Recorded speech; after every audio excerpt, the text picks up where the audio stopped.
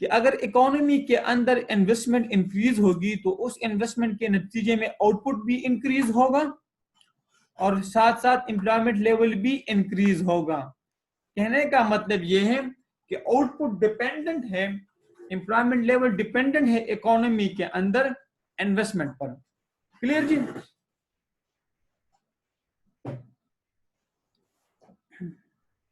ठीक है।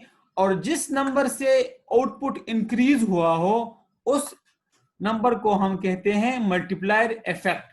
फिर ये प्रोसेस किस तरह चलता है, ये इस तरह, और हमने पढ़ा था ये फार्मूला। ठीक है जी, 1 डिवाइड बाय 1 माइनस एमपीसी। ये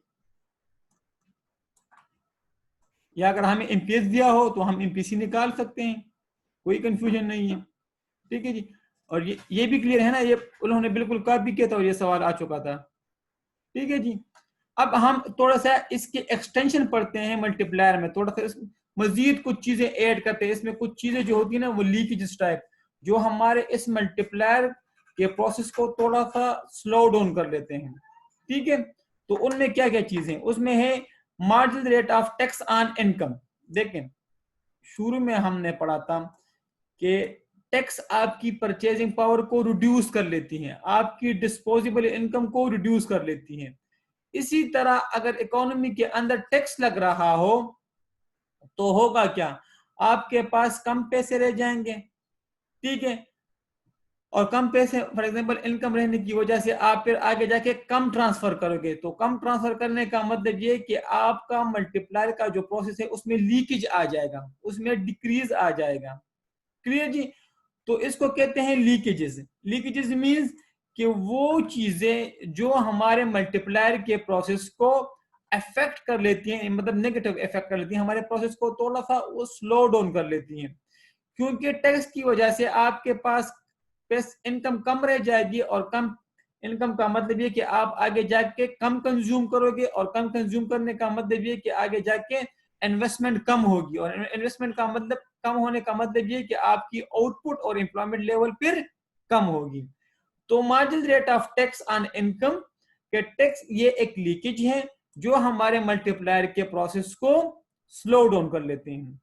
क्लियर? अब इसका भी फॉर्मूला है, देखो मल्टीप्लायर। ठीक है, सो अगर ये ना होता तो हमारा formula simple 1 divide by MPS या 1 डिवाइड बाई 1 माइनस एमपीएस, इस तरह था ना जी। इसको मैं इस तरह लिख सकता हूं ना, अगर ये ना हो 1 माइनस एमपीसी। क्लियर? लेकिन अगर रेट ऑफ टैक्स भी आ जाए, अब क्या होगा, फिर क्या हो जाएगा, फिर हो जाएगा भाई मेरे, इसके साथ प्लस कर लेंगे हम MRT, marginal rate of tax.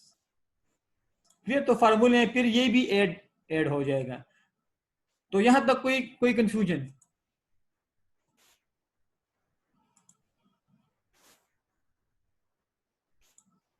Repeat कर दो भाई मेरे, मैंने कहा लेकर कि मार्जिनल रेट ऑफ टैक्स के अगर इकोनॉमी के अंदर रेट ऑफ टैक्स हो, मतलब टैक्स लग रहा हो, तो टैक्स हमारे कंजम्पशन को डिक्रीज कर लेती है।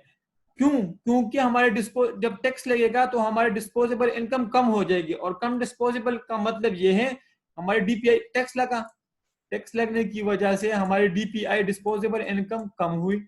डिस्पोजेबल इनकम कम हुई तो आगे मैं जब कंजम्पशन करूंगा तो मैं कम करूंगा ना, क्योंकि मेरे पास तो पैसे अब थोड़े रह गए ना, क्योंकि टैक्स लग गया ना। तो कंजम्पशन जब मैं आगे कम करूंगा तो मेरी एमपीसी कम हो जाएगी, मेरी मार्जिनल प्रोपेनिटी टू कंज्यूम कम हो जाएगी। मेरी मार्जिनल प्रोपेनिटी टू कंज्यूम कम होने का मतलब ये कि मैं आगे जाके कम इन्वेस्टमेंट करूंगा। ठीक है ना, मैं कम इन्वेस्टमेंट करूंगा तो मेरी आउटपुट डिक्रीज हो जाएगी। क्लियर? तो इसको कहते हैं, इन तरह की चीजों को जो हमारे मल्टीप्लायर को थोड़ा स्लो डाउन कर लेते हैं, इस तरह की चीजों को लीकेजेस कहते हैं। क्लियर है लेकर? तो उसका फॉर्मूला ये है कि अगर रेट ऑफ टैक्स जीरो हो या रेट ऑफ टैक्स ना हो तो एमपीसी, और एमपीसी किस चीज के बराबर है, 1 माइनस एमपीसी, एमपीएस बराबर है 1 माइनस एमपीसी के। तो अगर रेट ऑफ टैक्स ना हो तो ये फार्मूला लगेगा। लेकिन जब हमने रेट ऑफ टैक्स भी ऐड कर लिया, इकोनॉमी के अंदर रेट ऑफ टैक्स भी है, तो हम ये भी ऐड कर ले आप, तो इस तरह फार्मूला लिखे या इस तरह फार्मूला लिख ले। क्लियर है भाई लेकत? अब बाकी दोस्त भी पूछे शाबाश। जी सलमान, अजहर, हाकान, यार ये न्यूमेरिकल के लिए बहुत इंपॉर्टेंट है, ठीक है ना। ये फार्मूले अगर आप लोगों ने याद रखने, conceptually you should be strong यार, ऑब्जेक्टिव के लिए भी ये चीजें बड़ी जरूरी हैं। तो अगर यहां तक कोई कंफ्यूजन हो तो आप भाई मेरे लिए पूछ लें। अब देखें एग्जांपल, यार इस तरह के एग्जांपल वो ऑब्जेक्टिव के लिए उठाते हैं इस तरह के, यार वो 0.22 की जगह वो 0.3 कर लेगा या 0.25 कर लेगा ज्यादा से ज्यादा, फार्मूला तो वो यही रखेगा ना। तो for example marginal probability to save, अब for example for time being आप इसको इग्नोर कर दें, इसको अभी आप इग्नोर कर दें। अब अगर हमने मल्टीप्लायर की वैल्यू कैलकुलेट करनी है, फॉर एग्जांपल इकोनॉमी के अंदर इन्वेस्टमेंट में इंक्रीज आया, चेंज इन इन्वेस्टमेंट में 1000 रुपए की, तो अगर मैंने सिर्फ इसके थ्रू आउटपुट कैलकुलेट करना है तो किस तरह कैलकुलेट करूंगा? अभी मैं टेक्स्ट को इग्नोर करता हूं, टेक्स्ट को 1 divided by 0.2, clear, multiply by change in investment कितनी है उसने दिए हुए हम सवाल में 1000, जरा कैलकुलेट कर लीजिए कितना बनता है यार। कैलकुलेटर में एक मिनट सर, मैं अपना कैलकुलेटर करूं एक,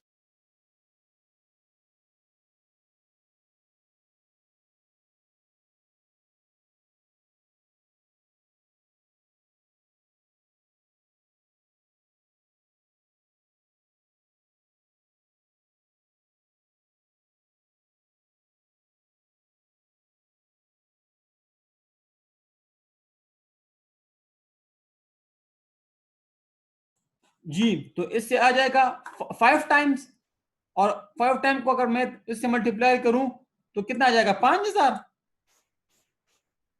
तो मैं आगे जाके मैंने जब 1000 की इन्वेस्टमेंट की और मेरे पास टैक्स नहीं था इकोनॉमी के अंदर, तो मुझे मेरे आउटपुट में कितना इंक्रीज आया? 5000 का। तो ये जो 5 था, 5, इसको हम कहते हैं मल्टीप्लायर इफेक्ट। ये वो नंबर है जिस नंबर से हमारे आउटपुट में इंक्रीज आया, लेकिन जितनी अमाउंट की इंक्रीज आई इसको हम कहते हैं आउटपुट। ये 1000 की इन्वेस्टमेंट अगर हम इकोनॉमी के अंदर करते हैं, क्लियर जी, और हमारे पास टैक्स ना हो तो हमारे पास आ जाएगा अपना ये 5000 की इंक्रीज आएगी। लेकिन अब आप इसमें टैक्स का फिगर भी ऐड कर लें, अब आप देख लेंगे, खुद ब खुद देख लेंगे आप लोग। अब आप इसमें ये भी ऐड कर लें, तो 1 डिवाइड बाई 0.2 0.2, तो ये 2.5 आ जाएगा, क्लियर। इसको हम कहते हैं मल्टीप्लायर इफेक्ट। और जब इसको मैं 1000 से मल्टीप्लाई करता हूं तो मेरे अब आउटपुट में कितना इंक्रीज आया? 2500 का, यानी 2500 का, ठीक है जी।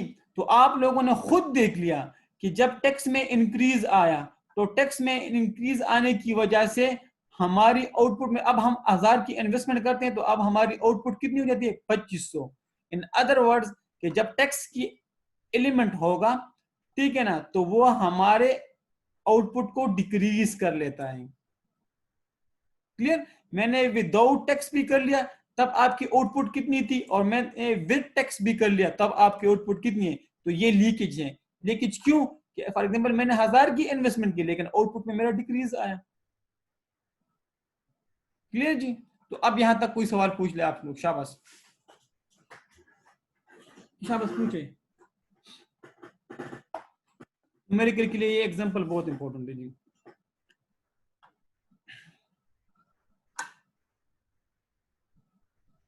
जी सब आपको क्लियर है कि नहीं?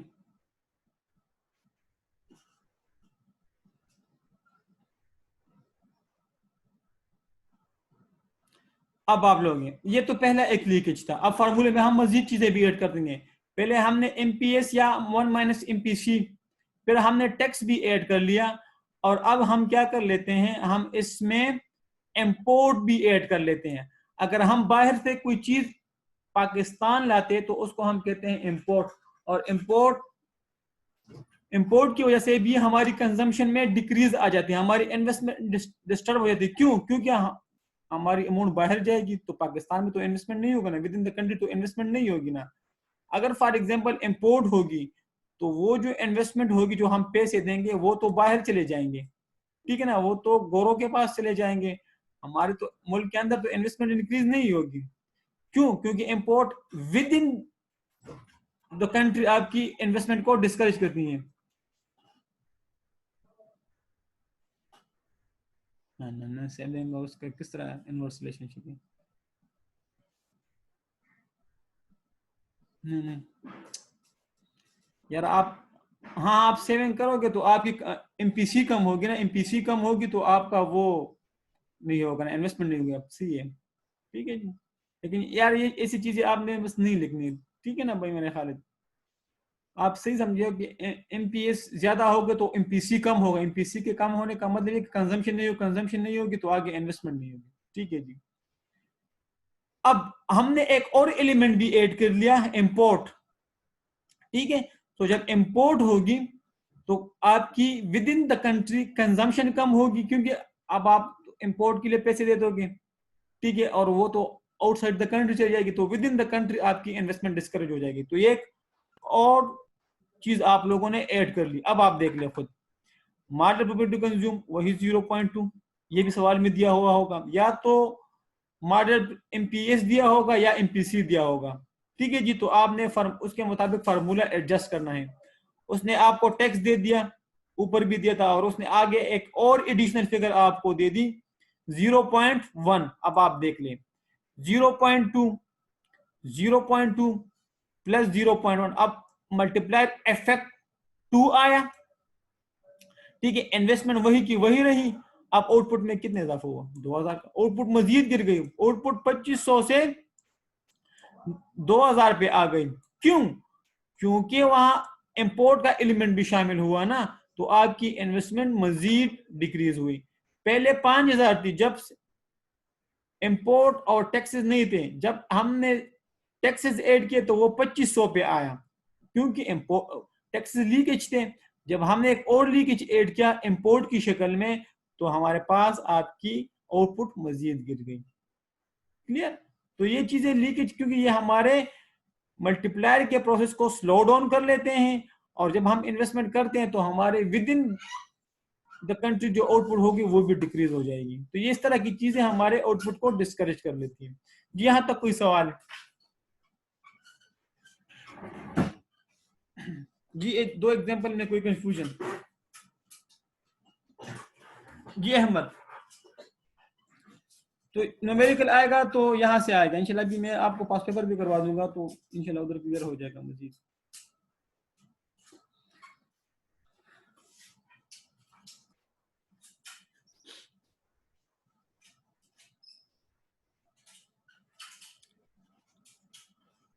जी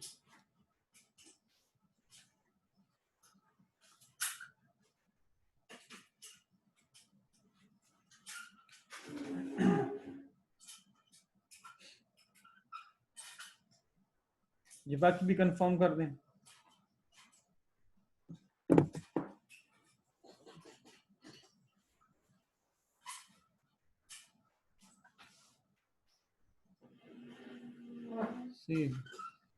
अच्छा, अब एजम्पशन, इसके एजम्पशन भी जी बड़े इंपॉर्टेंट है, सही है ना। तो अगर मल्टीप्लायर का सवाल आएगा तो वो कभी कभी आपसे एजम्पशन भी पूछ लेते हैं। एजम्पशन आसान है, इसमें कोई इतना खास बात नहीं है। वो कहते हैं कि आपकी एमपीसी जितनी ज्यादा होगी आपकी इन्वेस्टमेंट उतनी ज्यादा होगी, और जितनी आपकी इन्वेस्टमेंट ज्यादा होगी उतना आपका मल्टीप्लायर इफेक्ट ज्यादा होगा और आउटपुट ज्यादा होगा, ठीक है जी। लेकिन अगर आपकी एमपीसी कम होगी तो एमपीसी का मतलब ये कि आपकी कंजम्पशन कम है, और कंजम्पशन के कम होने का मतलब ये कि आपकी इन्वेस्टमेंट कम है, और इन्वेस्टमेंट के कम होने का मतलब ये कि आपकी आउटपुट और एम्प्लॉयमेंट लेवल कम है। तो एमपीसी वो कहते हैं कि यार अगर हायर होगी, स्ट्रांगर होगी, तो आपका मल्टीप्लायर इफेक्ट भी स्ट्रांगर होगा। ये पहला पॉइंट जरा पढ़ें, आप खुद भी पढ़ ले, कोई कंफ्यूजन है तो मुझसे पूछ लें। ये तो हम पढ़ चुके हैं कि एमपीसी ज्यादा होगी तो आप आगे जाके ज्यादा ट्रांसफर करोगे। आगे ज्यादा ट्रांसफर को तो इकोनॉमी के अंदर सर्कुलेशन ज्यादा होगी, तो इन्वेस्टमेंट ज्यादा होगा। टैक्स रेट आपने खुद देख लिया कि यार अगर टैक्स रेट इकोनॉमी के अंदर होगा, ठीक है ना, और ज्यादा होगा तो आपका मल्टीप्लायर इफेक्ट कम होगा और आपकी आउटपुट भी कम होगी, ठीक है। लेकिन अगर टैक्स रेट कम होगा या टैक्स रेट नहीं होगा तो आपका मल्टीप्लायर इफेक्ट ज्यादा होगा। क्लियर जी? तो ये भी आप खुद देख लें, इन दो पॉइंट्स में कोई कंफ्यूजन?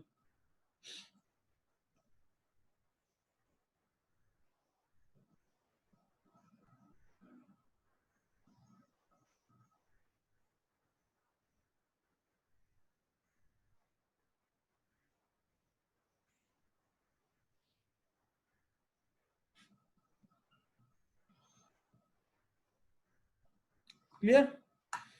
फॉरेन एग्रीगेट डिमांड, यार अगर इकोनॉमी के अंदर डिमांड ही गिर जाए, तो आप डिमांड ना करो तो फिर इन्वेस्टमेंट किस चीज की?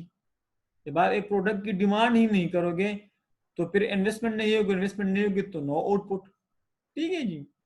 या डिमांड नहीं तो प्रोडक्शन नहीं होगी, आउटपुट नहीं होगा, आउटपुट नहीं होगी तो इन्वेस्टमेंट नहीं होगी। तो ये भी आपके प्रोसेस को अगर डिमांड में डिक्रीज आ जाए तो आपके मल्टीप्लायर इफेक्ट पे नेगेटिव असर डालते हैं, ठीक है जी।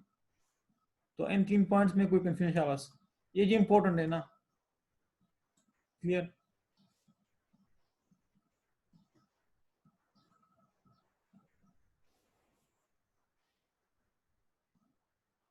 Supply side capacity of the economy, यार वो आपको ये वाला डायग्राम याद है ये, कि अगर एम्प्लॉयमेंट लेवल के अंदर अंदर एम्प्लॉयमेंट लेवल के अंदर अंदर आप कंडीशन कहते हैं कि प्रोडक्शन करोगे, आउटपुट करोगे, तो प्राइस के इंक्रीज होने का सवाल ही नहीं पैदा होता।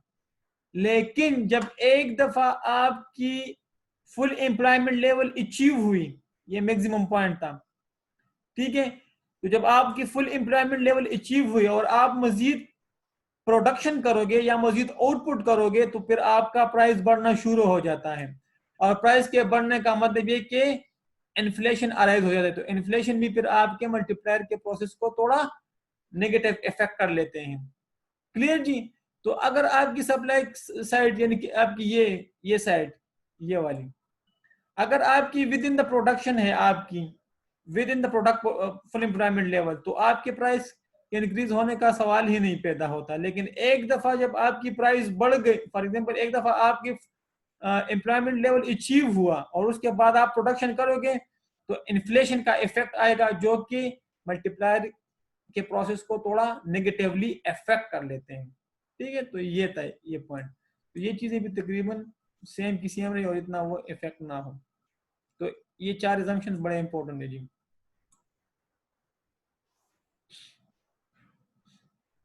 पूछे शाबाश।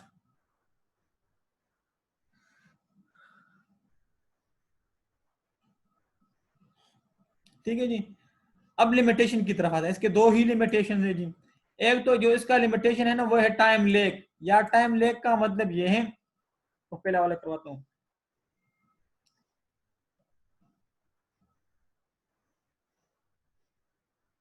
जी जी बिल्कुल सही है, हाँ 7 के साथ नेगेटिव तो कंजम्पशन के साथ पॉजिटिव। टाइम लेग का मतलब ये है कि यार मल्टीप्लायर के फॉर्मुलेशन में, ठीक है ना, और इनके इम्प्लीमेंटेशन में काफी टाइम लगता है कि ये इतना आसान प्रोसेस नहीं है कि मल्टीप्लायर आपने बस ये कर लिया कि मैं इतना इन्वेस्टमेंट कर लूंगा फॉर एग्जांपल 1000 की और मुझे इतना आउटपुट मिल जाएगा। नहीं, इन्वेस्टमेंट करने में और उसके रिजल्ट अचीव करने में एक टाइम लगता है, ठीक है ना। तो ये एक इसकी लिमिटेशन है कि आपने मल्टीप्लायर को फॉर्मुलेट किया और उसको फिर इम्प्लीमेंटेशन में और उसके रिजल्ट को अचीव करने में काफी टाइम लगता है, तो इसलिए ये प्रोसेस इतना आसान नहीं है, इसकी एक लिमिटेशन ये है। दूसरी लिमिटेशन जो है वो ये है कि अगर आप within the economy produce करोगे within the full employment level, ठीक है ना, इकोनॉमी के अंदर, तो प्राइस के राइज होने का सवाल ही पैदा नहीं होता। लेकिन जब आपने फुल एम्प्लॉयमेंट लेवल अचीव किया फिर इन्फ्लेशन अराइज होगा और ये मल्टीप्लायर के लिए सही नहीं है, तो ये भी एक दूसरा इसका नेगेटिव इफेक्ट। ठीक है, तो ये आप लोग ऑलरेडी ये तो आप काफी टाइम पढ़ चुके हैं। ठीक है, तो इन्फ्लेशन अराइज होगा तो मल्टीप्लायर का प्रोसेस सही नहीं होगा, जिसकी वजह से इसका ये दूसरा लिमिटेशन है। और इसमें एक और पॉइंट भी आ जाती है लेकत, दोनों रिपीट कर दूं यार पहली लिमिटेशन ये कि अगर आप within the capacity produce करोगे, ठीक है ना, तो अगर आप फर्दर इन्वेस्टमेंट करना भी चाहो ना, फर्दर इन्वेस्टमेंट करना भी चाहो तो और आपके आउटपुट में इंक्रीज नहीं आएगा। क्यों? क्योंकि ऑलरेडी आपकी अंडर यूटिलाइज रिसोर्सेज इस्तेमाल हो रहे हैं। क्लियर? कि अगर आप फॉर एग्जांपल इसके अंदर अंदर प्रोड्यूस भी करोगे ना, तो इन्वेस्टमेंट भी करोगे ना, तो आपकी आउटपुट में इंक्रीज नहीं आएगा। क्यों? क्योंकि ऑलरेडी इकोनॉमी के अंदर कैपेसिटी अवेलेबल है। क्लियर? लेकिन एक दफा जब आपने फुल एम्प्लॉयमेंट लेवल अचीव किया और फिर आप प्रोड्यूस करोगे तो इन्फ्लेशन अराइज होगा। सही है ना? तो इसके अंदर अंदर अगर आप प्रोडक्शन करोगे तो यार आपने कोई ऐसा तुरंत नहीं माना, क्योंकि इकोनॉमी के अंदर स्पेयर कैपेसिटी पड़ी है, आप उसको यूटिलाइज कर रहे हो। तो अगर आप फर्दर इन्वेस्टमेंट करो भी तो आप स्पेयर कैपेसिटी को यूटिलाइज कर रहे हो। क्लियर? लेकिन आपने एक दफा ये पॉइंट अचीव कर लिया और इसके बाद आप प्रोडक्शन करोगे तो फिर तो प्राइस बढ़ना शुरू हो जाएंगे, तो इन्फ्लेशन अराइज होगा इकोनॉमी के अंदर। तो इस पहले में कोई मसला। और जो दूसरा था वो ये था कि यार मल्टीप्लायर की फार्मूलेशन में, मल्टीप्लायर को फार्मूलेट करने में और उसके इम्प्लीमेंटेशन में काफी टाइम लगता है, उसके रिजल्ट इतनी आसानी से अचीव नहीं होते, एक लंबा प्रोसेस होता है, टाइम कंज्यूमिंग होता है। Time leg mean time consuming. तो इन दोनों में कोई कंफ्यूजन शाबाश।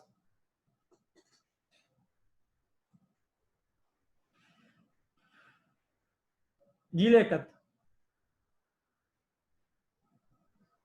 नो का मतलब है कि क्लियर है। ठीक है, ठीक। जी बाकी भी कंफर्म कर दें कि यार आप इसके अंदर अंदर इन्वेस्टमेंट करोगे ना, आउटपुट होगा तो कोई इतनी खास बात नहीं है। क्यों? क्योंकि ये तो इकोनॉमी के अंदर अपनी खुद की पोटेंशियल है ना, आप सिर्फ स्पेयर कैपेसिटी को यूटिलाइज कर रहे हो। जी जी बिल्कुल। लेकिन एक दफा आपने फुल एम्प्लॉयमेंट अचीव किया तो फिर होगा क्या? फिर तो इन्फ्लेशन अराइज होगा। तो ये एक लिमिटेशन है। और दूसरे की टाइम कंज्यूमिंग है, इसके रिजल्ट इतनी जल्दी अचीव नहीं होते, बट लंबा प्रोसेस लगता है, इस पे बड़ा काम होता है इसमें।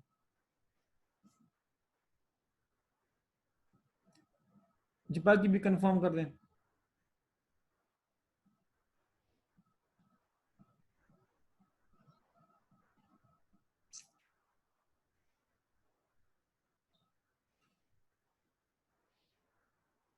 सही।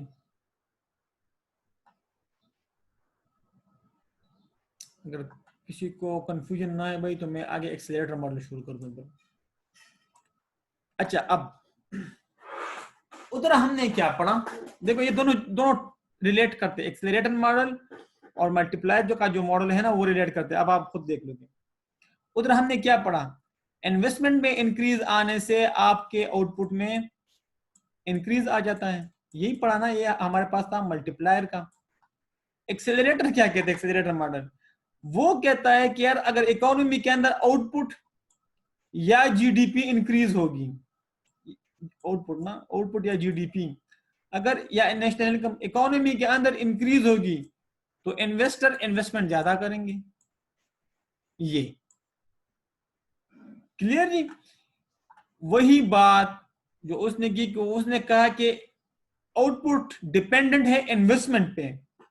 एक्सेलरेटर ने बात की कि जीडीपी या आउटपुट डिपेंडेंट है, सॉरी इन्वेस्टमेंट डिपेंडेंट है जीडीपी या आउटपुट पे। अगर इकोनॉमी के अंदर जीडीपी या आउटपुट होगा, प्रोडक्शन होगी तो इन्वेस्टर इन्वेस्टमेंट करेगा। अगर इकोनॉमी के अंदर आउटपुट नहीं है, प्रोडक्शन नहीं हो रही, तो इन्वेस्टमेंट क्यों करें? क्लियर जी? तो इधर आपकी इन्वेस्टमेंट डिपेंडेंट है आपकी जीडीपी या आउटपुट पे। मल्टीप्लायर में जो था आउटपुट डिपेंडेंट था इन्वेस्टमेंट पे। क्लियर? तो अगर इकोनॉमी के अंदर आउटपुट बढ़ेगा, प्रोडक्शन बढ़ेगी, जीडीपी बढ़ेगा। जी बिल्कुल इंटरकनेक्टेड थे भाई, दोनों इंटरकनेक्टेड है। क्लियर? तो इन्वेस्टर इन्वेस्टमेंट करेगा। अगर जीडीपी नहीं बढ़ेगा तो इन्वेस्टर इन्वेस्टमेंट क्यों करें? क्लियर? तो इधर आप देख लें investment level are potentially related to change in the rate of GDP. तो इकोनॉमी के अंदर जीडीपी बढ़ेगी तो इन्वेस्टर इन्वेस्टमेंट करेगा, इन्वेस्टमेंट का लेवल भी बढ़ेगा। अगर इकोनॉमी के अंदर जीडीपी नहीं बढ़ेगी तो इन्वेस्टर इन्वेस्ट नहीं करेगा, इन्वेस्टमेंट डिक्रीज कर लेगा। क्लियर? तो डिफिनीशन में कोई कंफ्यूजन?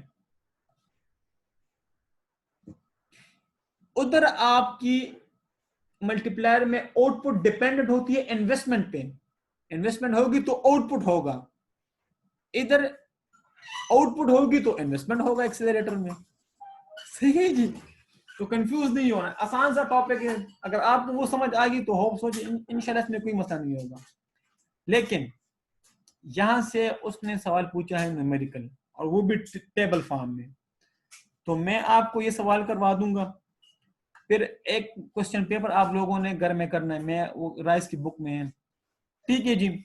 और फिर आपने आपकी जो क्यूब क्वेश्चन बैंक है ना, उसमें भी एक दो सवाल है, आप लोगों ने वो भी सॉल्व करने हैं, ताकि अगर यहाँ से 7-8 मार्क्स का सवाल आ जाएगा ना यहाँ से, तो अगर एक्सेलरेटर से वो सवाल पूछेगा तो या उसके एजम्पशन पूछेगा और साथ उसके लिमिटेशन पूछ लेगा, या वो न्यूमेरिकल सवाल पूछेगा यहाँ से।